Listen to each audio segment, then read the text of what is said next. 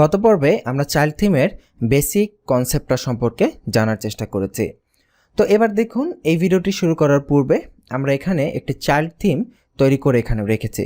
যেমন এখানে 2019 এটা হচ্ছে মূলত আমাদের ডাব্লিউপি কন্টেন্ট থিমসের ফোল্ডার। তো এর ভেতর আমাদের এই ওয়ার্ডপ্রেস সাইটটির থিমসগুলো আছে। এখানে 2019 হচ্ছে আমাদের মেইন থিম এবং সেই 2019-এর সাথে আমরা একটি চাইল্ড থিমকে রেখেছি। তো 2019 থিমের ভেতরে থিমের ফাইলগুলো রয়েছে। অপরদিকে আমরা যদি চাইল্ড থিমের ভেতরে প্রবেশ করি, সেখানে দেখব চাইল্ড থিমের ভেতরে মাত্র কয়েকটি ফাইল রয়েছে। অর্থাৎ চাইল্ড থিম ক্রিয়েট করতে গেলে আমাদেরকে খুব বেশি আহামরি ফাইল দিতে হয় না। শুধুমাত্র functions.php এবং style.css এই দুটো দিয়েই আমরা চাইল্ড থিম ক্রিয়েট করতে পারি। কারণ কি? কারণ হচ্ছে চাইল্ড থিমের কাজ কতটুকু? চাইল্ড থিমের কাজ হচ্ছে ওই মাদার থিমের সাথে কোনো এক্সট্রা ফাংশন যদি আমরা অ্যাড করতে চাই, শুধুমাত্র অতটুকু সে কাজ করবে। তো এক্সট্রা ফাংশন কিসে হয়? functions.php-র ভেতরে হয় এবং কোনো সিএসএস চেঞ্জ করার প্রয়োজন পড়ে style.css-এর ভেতরে। তো এই জন্য চাইল্ড থিমের ভেতরে মাত্র দুইটা ফাইল। তো এখানে থাকলো। এবার আমরা আমাদের থিমসে চলে যাচ্ছি, অর্থাৎ অ্যাপিয়ারেন্স থেকে থিমস।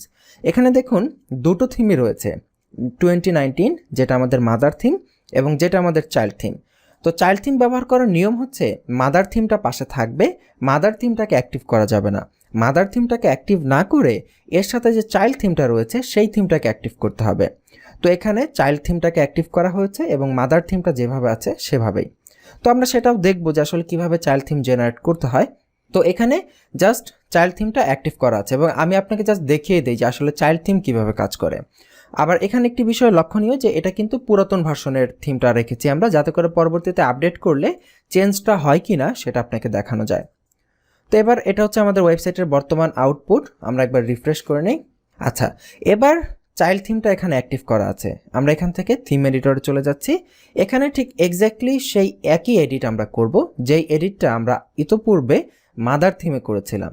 যেমন আমি যদি টেস্ট চাইল্ড এটাকে ইন্সপেক্ট এলিমেন্ট করি, এখান থেকে সেই কোডটাকে আমি আবারও কপি করে নিচ্ছি। এবার আমাদের এটা হচ্ছে চাইল্ড থিমের style.css। তো এই চাইল্ড থিমে দেখুন, আপনারা যারা আমাদের ওয়েবগুরু কোর্স দেখেছেন সেখানে কিন্তু থিম তৈরিতে দেখেছেন style.css এর শুরুতে ওই থিমের কিছু ইনফরমেশন দিতে হয়।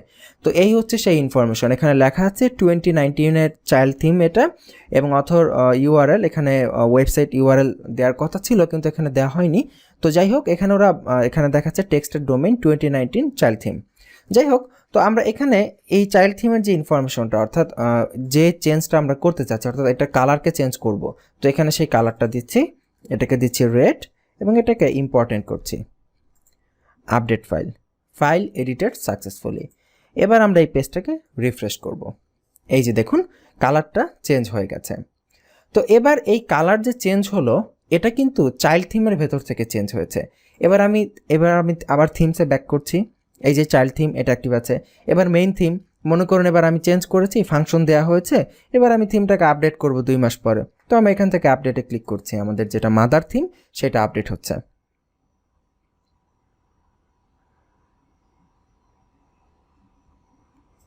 আপডেট হয়ে গেল সাকসেসফুলি। এবার আমরা রিলোড দিয়ে দেখি চেঞ্জটা থাকে কিনা। হ্যাঁ, দেখুন মাদার থিমটা আপডেট হয়ে গেছে কিন্তু আমাদের সেই সেটিংটা কিন্তু চেঞ্জ হয়নি, অর্থাৎ যেটা আমরা কাস্টম চেঞ্জ করেছিলাম সেটা কিন্তু থেকেই যাচ্ছে। তো তার মানে এবার এই মাদার থিম যত খুশি আপডেট আসুক কোনো সমস্যা নেই। আমাদের যেটা কাস্টম সেটিং আমরা যেটা দিয়েছি, কাস্টম কোনো সিএসএস বা কাস্টম কোনো ফাংশন যদি আমরা দেই সেটা চাইল্ড থিমের ভেতর থেকে পাবে।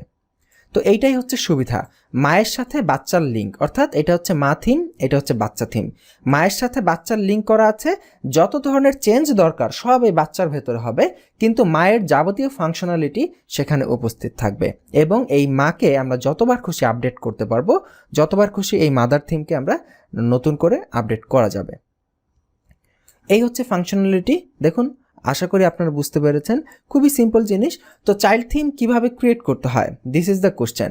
তো এখানে চাইল্ড থিম ক্রিয়েশনের আমরা কিছুটা আইডিয়া অলরেডি পেয়ে গেছি। যেমন ধরুন 2019 যে থিমটা, সেটার যদি style.css ফাইলটা আমরা ওপেন করি, এটাকে আমরা রাইট ক্লিক করে edit with notepad plus plus এটা দিয়ে আমরা এটাকে ওপেন করলাম। দেখুন এখানে এই স্টাইল ডট সিএসএস এর হেডিংয়ে কিন্তু থিম সংক্রান্ত কিছু ইনফরমেশন দেওয়া থাকে, যেমন 2019 হচ্ছে থিমের নাম, অন্যান্য বিভিন্ন ইনফরমেশন। এগুলো আপনারা সবই দেখেছেন ওয়ার্ডপ্রেস আমাদের ওয়েবগুরু কোর্সের ভেতরে।